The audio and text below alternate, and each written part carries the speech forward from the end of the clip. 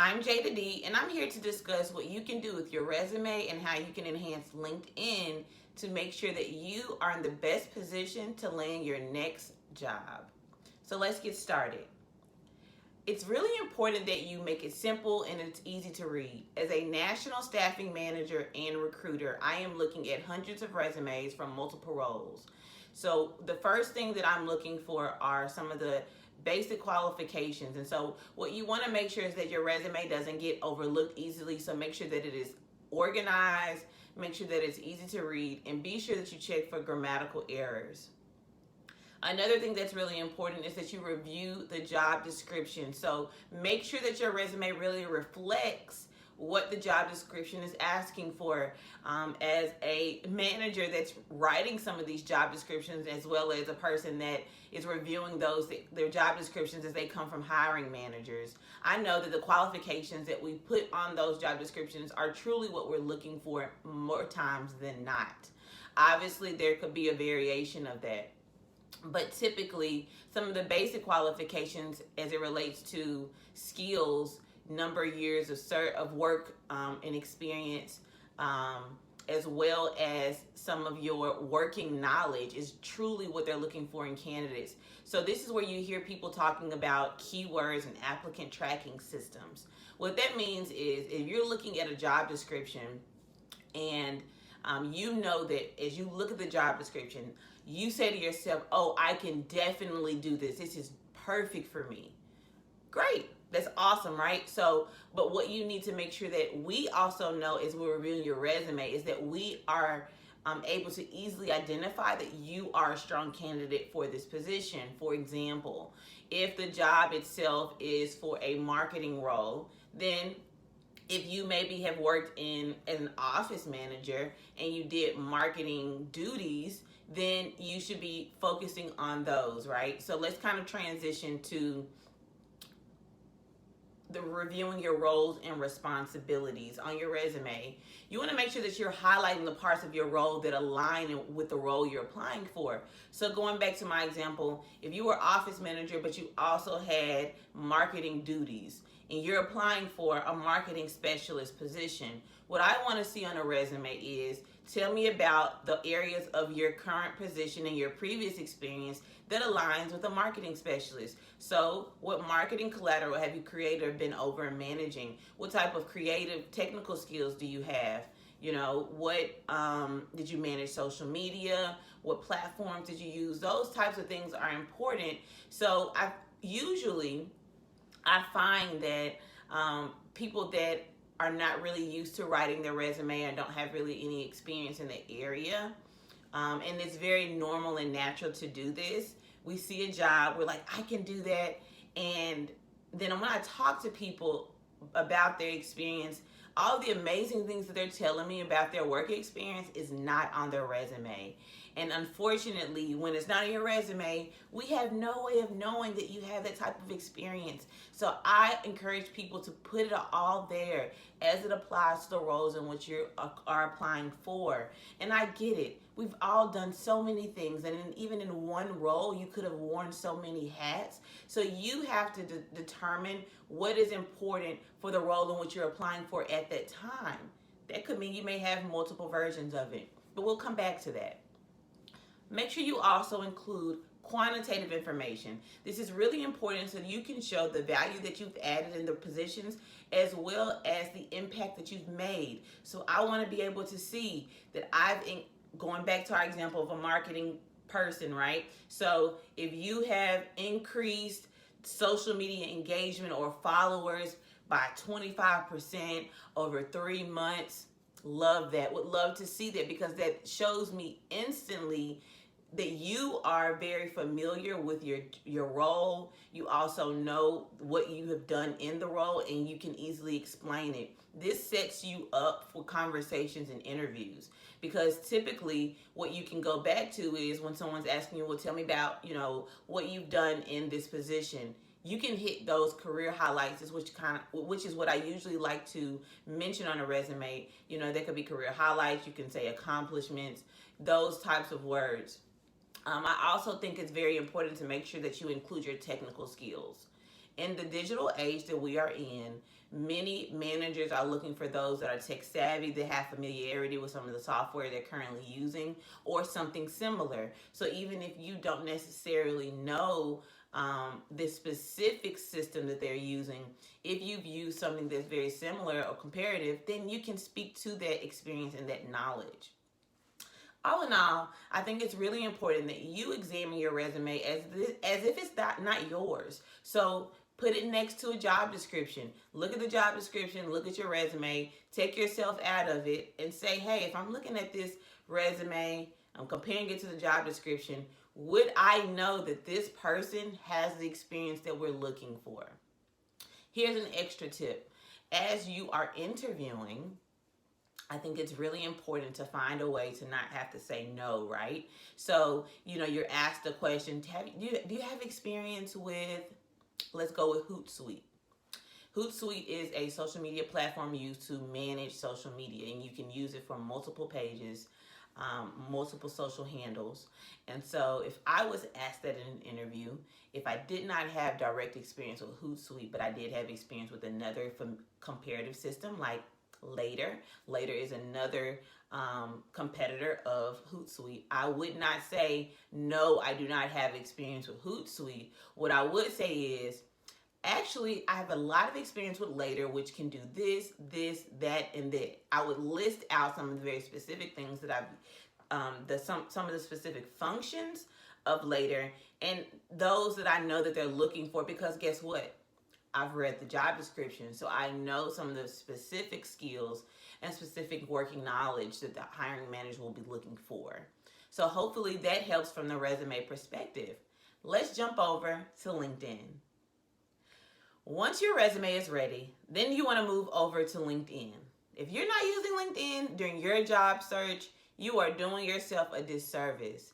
As a recruiter, I live on LinkedIn. We have a LinkedIn recruiter version that we use to actively recruit and source for candidates, those that are actively looking, as well as those passive candidates that are not necessarily looking to jump into their next role yet, but they're keeping their options open. So we can start with that. There is a function on LinkedIn that you can find if you go into your settings, and it says let recruiters know that you are looking. You can turn that function on so that those of us with LinkedIn Recruiter that we use every single day, we know you're looking for a position. You can identify geographically where you're looking for a position. You can also put in some job titles that you would be interested in. This is very helpful so that as we are looking for candidates throughout the entire LinkedIn database, we're able to see that you, John Doe, or you, Jane Doe, you are looking for this position that I'm hiring for. So you want to make sure you turn that on. The great thing about this function is that it will automatically it will not work, and it does not show for anyone that works in your current company. So if you're afraid that, your manager or your coworker may know if they see that turned on, because it will say that you are open to work, they will not be able to see this feature as long as they list that they are working at the company with you, the same company. So make sure you do that. Also, I think it's important to make sure that you are aware of the headline option. So mine says connecting the dots through talent acquisition, corporate branding, entrepreneurship, media, and travel. Most people use the default, which will typically just show your current role. That's your opportunity to share who you are and what you're looking for, and you can describe it in however you want to. But I always encourage people to take advantage of that. If you're actively looking and you don't care if you share it publicly, you can put that you are seeking work immediately, seeking a new role, seeking new opportunities, or you can simply say marketing strategist, you name it. So you have the flexibility there with how you want to use that. Then you also have an area where it's called About. This is where you can do your professional summary, candidate profile, however you prefer to describe it. But that's where you have a lot more room to really describe who you are, what you've done, what you're looking for. You can even put some of your core competencies there. The other areas of LinkedIn are obviously kind of the roles that you've done. Typically there, I will put the name of the role. Obviously, you can put the dates that you've been working there. But then I usually put just my career highlights. So any accomplishments or highlights from each specific role, then I'll put there. So any of the roles specifically, I'll put, for my current role, you'll see what it says. And then I will mention kind of the quantitative information, right? That's what I usually will mention that. Another part of LinkedIn outside of your own profile is there is the job search area, but I also encourage people to look beyond that. So the job portion of LinkedIn is very standard to an Indeed or other types of job boards. But what people don't realize is anyone that is using LinkedIn on a regular basis, they have the opportunity to make their own post, because you will see that you have a timeline very similar to, Facebook or Instagram. And so if I post on my timeline right now, I'm hiring for a marketing specialist with experience using Hootsuite in the DC metro area or Atlanta, for example, you can actually search captions, you can search content that people have posted. So I would have been able to find many roles, including my current role, by searching this area. So what I typically search are just very specific keywords. I type in the word hiring, marketing, and then maybe a city name. That will pull up anyone that has typed those words in their caption, in their post that shows up on the timeline. And then you're also able to sort it so you can see the most current or the most relevant. So then you're able to see, oh, just last week, someone from Facebook or someone from Home Depot current corporate office, or someone from maybe your next dream job, the CEO or the HR manager or an accountant just posted that they are hiring. So what does that mean for you? That means you now have a contact person. What I always encourage people to do is obviously take a look at the job description, make sure that you really know what the job is looking for, make sure that you are truly qualified for it, or if you think that, hey, I'm not sure if I'm completely qualified, but I want to know more, awesome. So now you have a person, right? You can easily go to that person, you can send them a message, and you can say, please introduce yourselves. You can say, hi, I just saw that your post about the marketing specialist position. I'd love to be considered. Then that's your opportunity to sell yourself. Don't have to be too long-winded. You can keep it simple, like I always encourage you to do. But you can just simply say, I have 10 years of experience managing social media. I've created marketing collateral for my company. I've overseen our corporate branding, and I'd love to be considered. Is there anything else you can share with me about this position? People tend to do that to me, and I've done it before. It's also very helpful because then they are then able to look at your profile, kind of see what you have posted on your profile. They'll see all of that quantitative information. They'll see the impact and value that you've made in your previous roles. And if they are interested, they may respond back and say, hey, I'd love to talk to you more. Or they may just message you there and say, well, I know the hiring manager. Let me see if I can connect you. There are various conversations that can happen, but the best thing is you now have a contact. And that's your opportunity to engage, to build rapport. And this is also an opportunity where it may not be a job yet that you're looking to apply for yet, but there's interest. So there's an opportunity for you to start and connect with the person, to start building rapport, having conversations, letting them know that you have some interest, even if you're only passively looking. So that's very important. Another part of the LinkedIn profile is that you can get, people to leave you reviews and testimonials.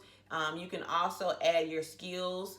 And so some of the endorsements that people can leave you, and to confirm that you do truly, in fact, have experience with, public speaking or customer service or management. But then under the recommendations, I think it's really great if you've done a really good job working with someone and you have a colleague that you trust and really respect. You can always ask them, hi, I am looking to land my next position, or I'm really just looking to really enhance my LinkedIn profile. Do you mind leaving me a recommendation? You can also ask for the recommendations from LinkedIn, and it will send them a note that you are asking for a recommendation. I think this is extremely helpful when you are working with people, because we can easily see that's almost like an extra reference. And it doesn't necessarily have to be the people that would leave you a professional reference. But I say that to say that it's really good to have, and just a way to kind of really beef up and enhance your LinkedIn profile. You can also put your accomplishments on there. You can put your interests. You can connect with companies that are of interest for you. So as they post things, as they make new posts or announcements about new jobs, announcements about maybe changes in the company, you'll get notified about those. So these have been some resume tips and LinkedIn tips, and I really hope that they are helpful for you in landing your next job. Like I said, I am a professional resume writer. I'd love to help you with any other tips. I'd love to help you. If you say, hey, you know what, these tips are great, Jada, I've tried them out, I still don't think that it's the best, I want to work with you. I want to work with you as well. You can definitely send me an inquiry. You can go to my website at jadadavis.com. There is an area where you can go, and I will be happy to assist you. You can also email me directly at me@jadadavis.com, and we can talk more about how we can help you increase your chances of landing your next job by improving your resume and your LinkedIn profile. Thank you so much.